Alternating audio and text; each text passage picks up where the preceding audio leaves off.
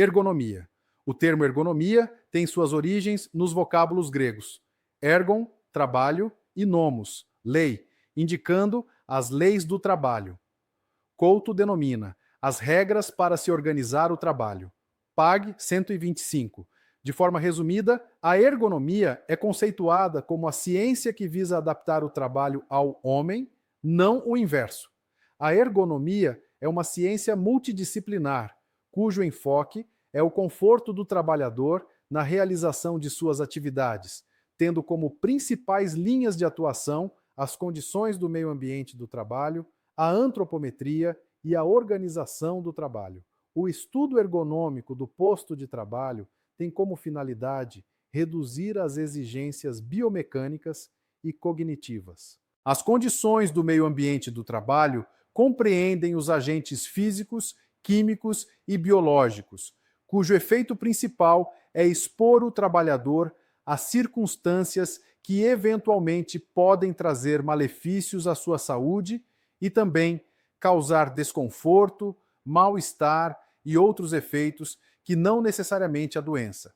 O ruído, o calor e os agentes químicos são os agentes mais comuns encontrados no meio industrial que, além de produzirem doença ou efeitos nocivos à saúde, são responsáveis por baixa produtividade, precária qualidade de vida e do produto final e propensão à ocorrência de acidentes. A ergonomia não se preocupa, como a higiene do trabalho, em estabelecer limites visando a inocorrência da doença, mas sim com padrões que promovam o conforto e bem-estar do trabalhador. A antropometria tem como objeto o dimensionamento do posto de trabalho, utilizando as medidas do corpo humano como parâmetro de projeto.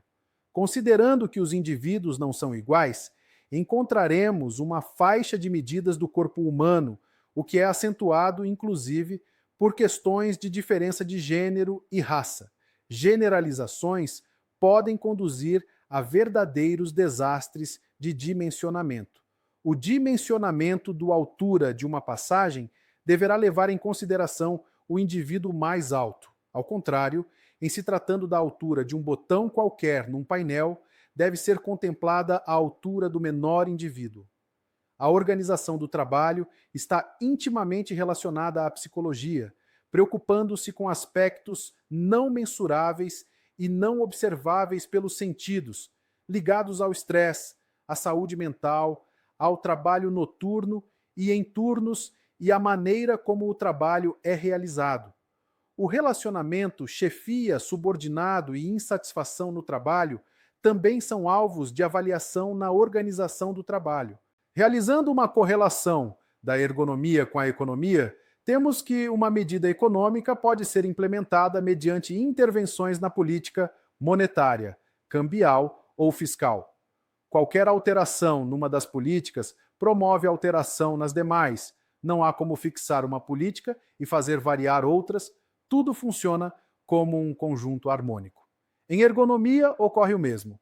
Melhoras no posto de trabalho, antropometria, nem sempre resolvem os problemas de LER. Por exemplo, a pressão da chefia, as disputas por produtividade e o cumprimento de quotas podem estar interferindo de forma sinérgica, potencializando o efeito de outra variável.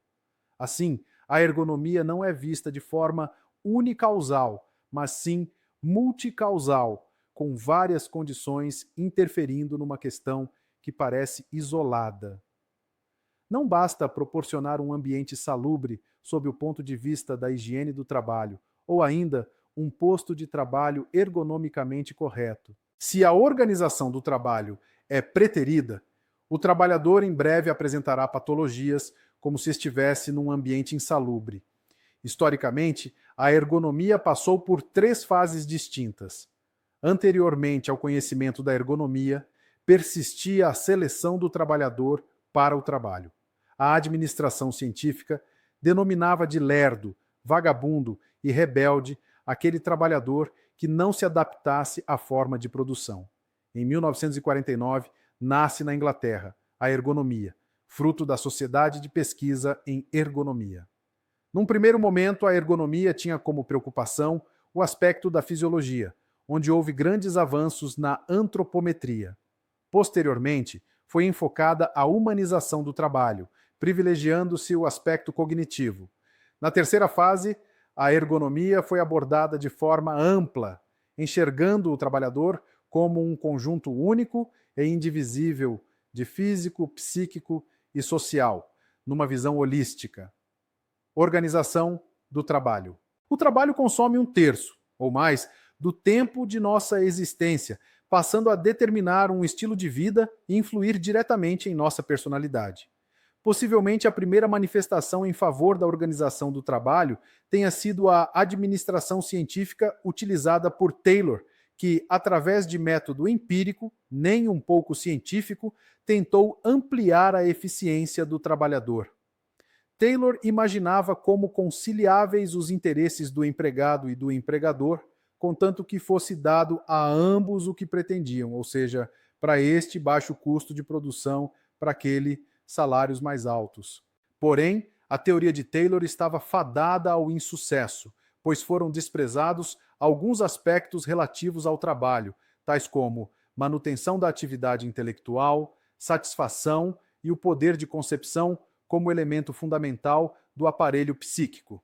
Assim, a organização científica acaba com a liberdade de organização e de reorganização, ou seja, de adaptação espontânea do trabalho ao homem, exigindo uma atividade intelectual e cognitiva que será proibida pelo trabalho taylorizado, onde prevalece o cumpram-se as ordens, violentando o corpo e a mente do trabalhador. A administração científica peca na conceituação de seu principal objetivo. O principal objetivo da administração deve ser o de assegurar o máximo de prosperidade ao patrão e, ao mesmo tempo, o máximo de prosperidade ao empregado. O grande equívoco foi considerar como necessidade do trabalhador unicamente o salário e nada mais. Segundo Maslow, as necessidades vão se refinando, e uma vez que o trabalhador encontra suas necessidades básicas satisfeitas, serão criadas novas necessidades, tais como autorrealização e estima, não contempladas pela teoria da administração científica.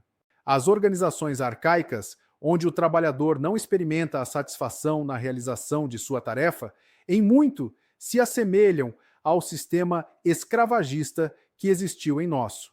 O escravo rodierno, ou escravo de vanguarda, simplesmente executa ordens, sem contestar qualquer comando. Sua preocupação é apenas obter seu sustento e moradia, não figurando nos seus planos a realização pessoal.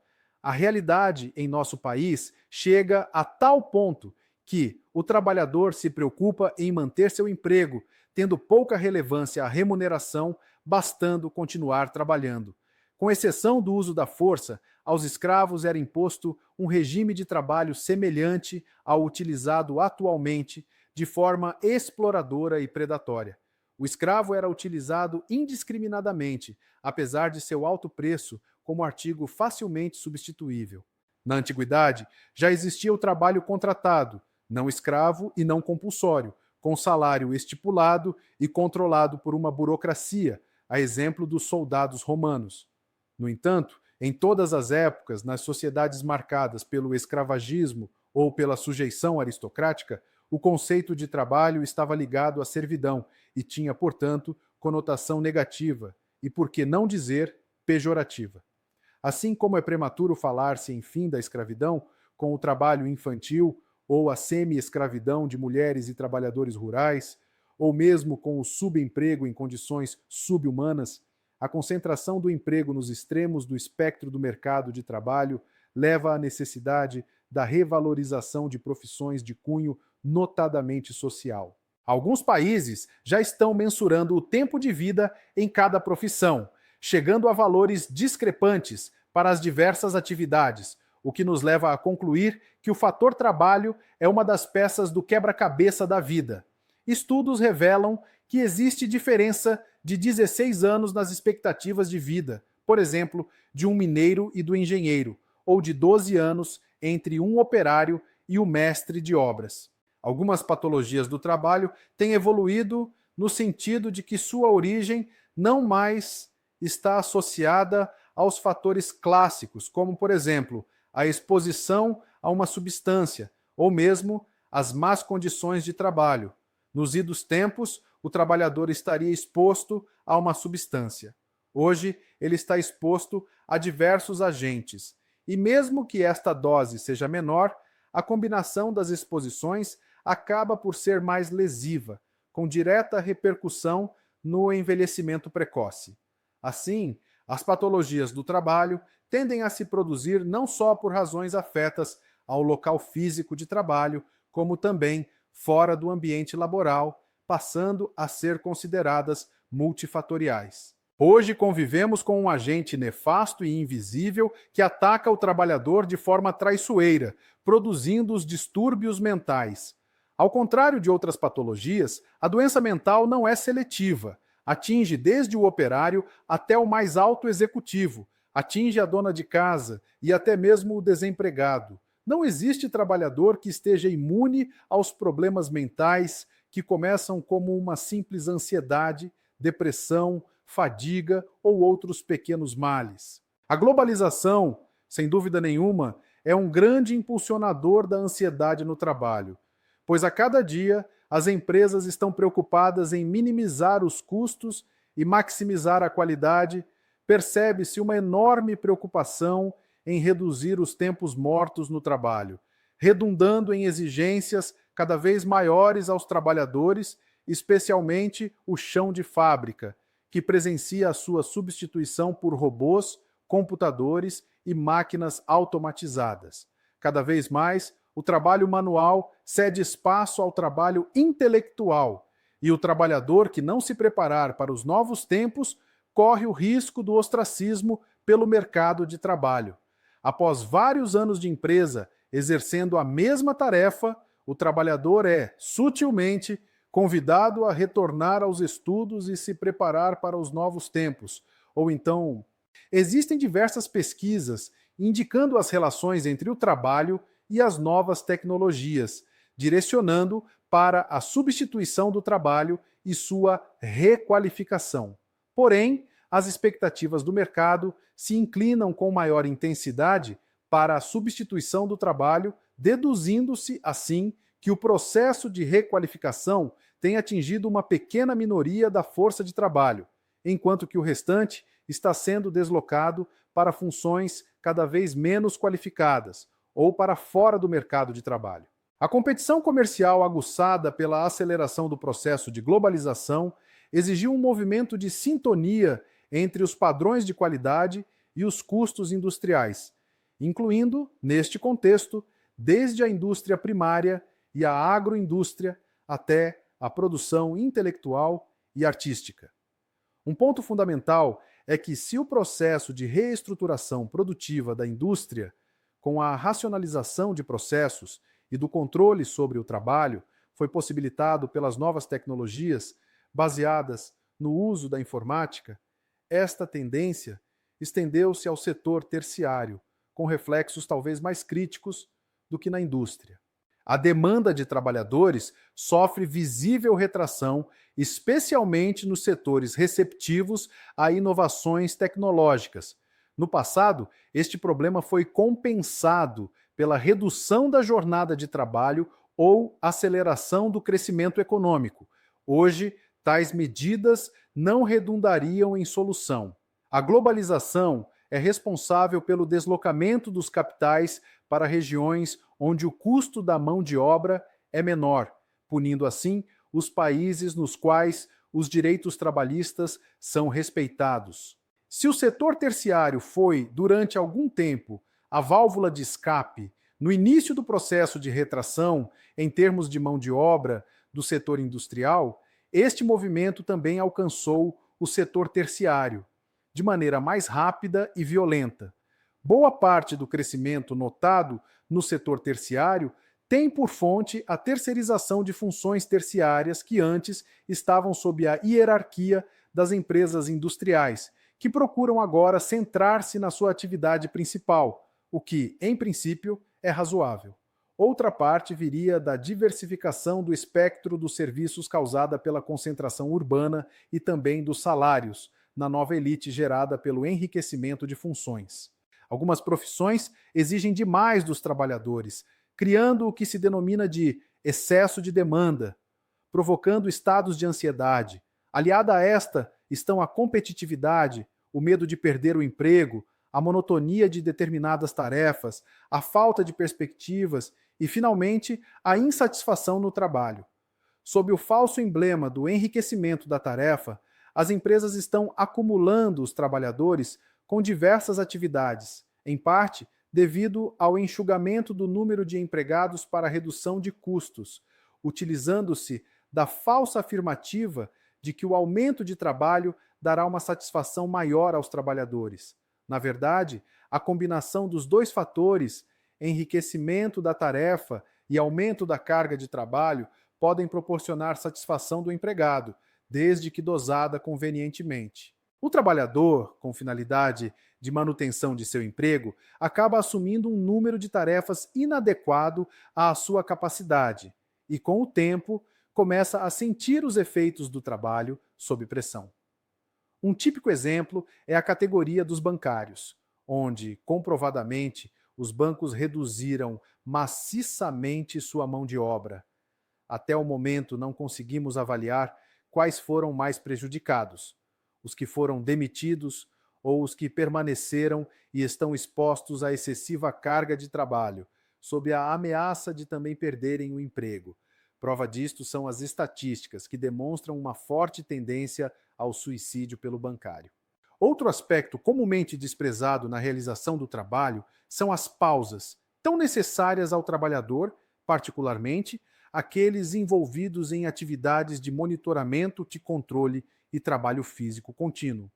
Para estes, a pausa visa evitar a fadiga excessiva. Para aqueles, porque o desempenho tende a diminuir após 20 a 30 minutos de trabalho contínuo. Intervalos breves e frequentes são mais eficazes para a recuperação do que um período de descanso igual, tomado de uma só vez. Um estudo realizado ao longo de 7 anos na Dinamarca demonstrou que os motoristas de ônibus encarregados de circular pelas ruas mais saturadas tinham o dobro de possibilidade de sofrer um infarto que aqueles que não frequentavam tráfego intenso. A qualidade de vida nas grandes cidades foi fortemente afetada pelo excesso de habitantes, que consequentemente contribui para o colapso do trânsito, da deficiência dos serviços públicos e até mesmo da qualidade do ar que respiramos. O êxodo rural traz uma legião de esperançosos, motivados pelos pseudo-atrativos e vantagens de morar nos grandes centros urbanos, que em pouco tempo se desmotivam, mas não têm como retornar ao campo, tornando-se escravos do trabalho.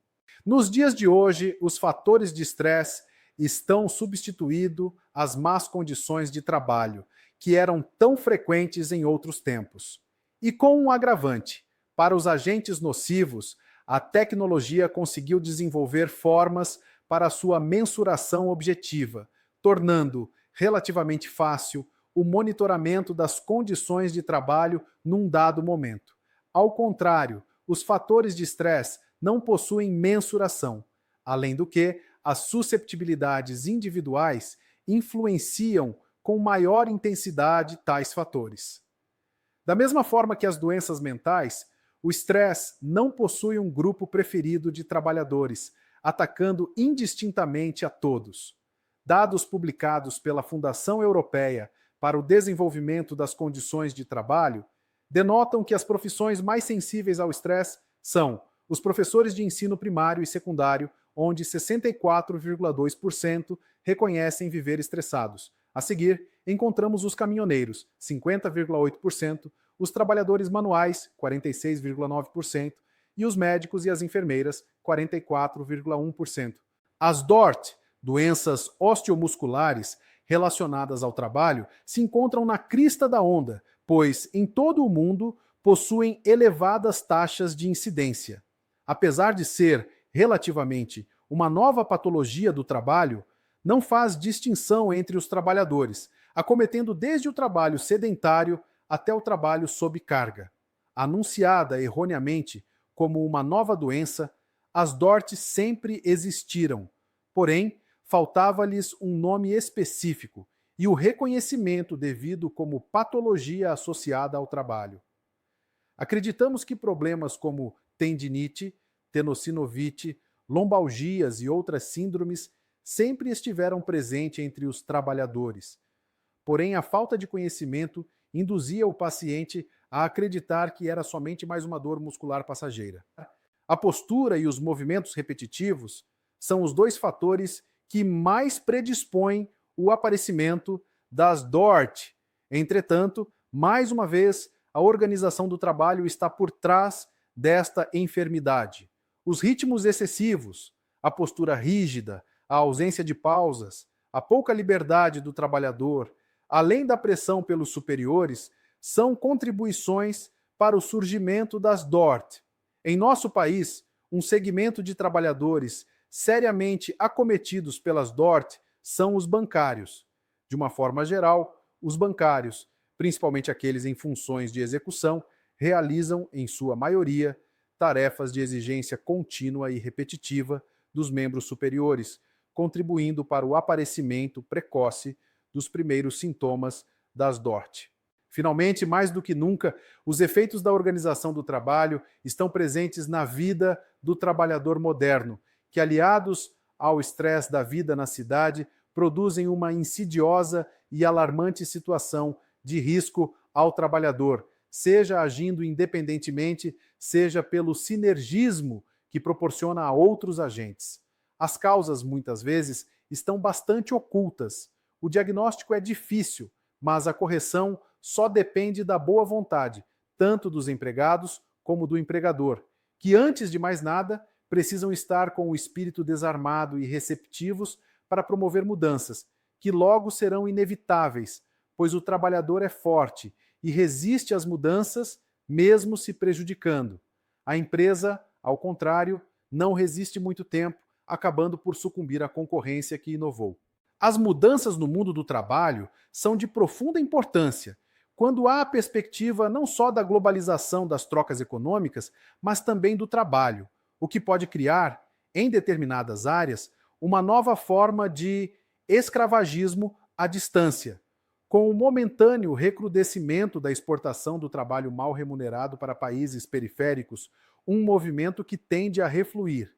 A fonte desta perspectiva está nos países centrais, que não podem se eximir da responsabilidade sobre seus atos.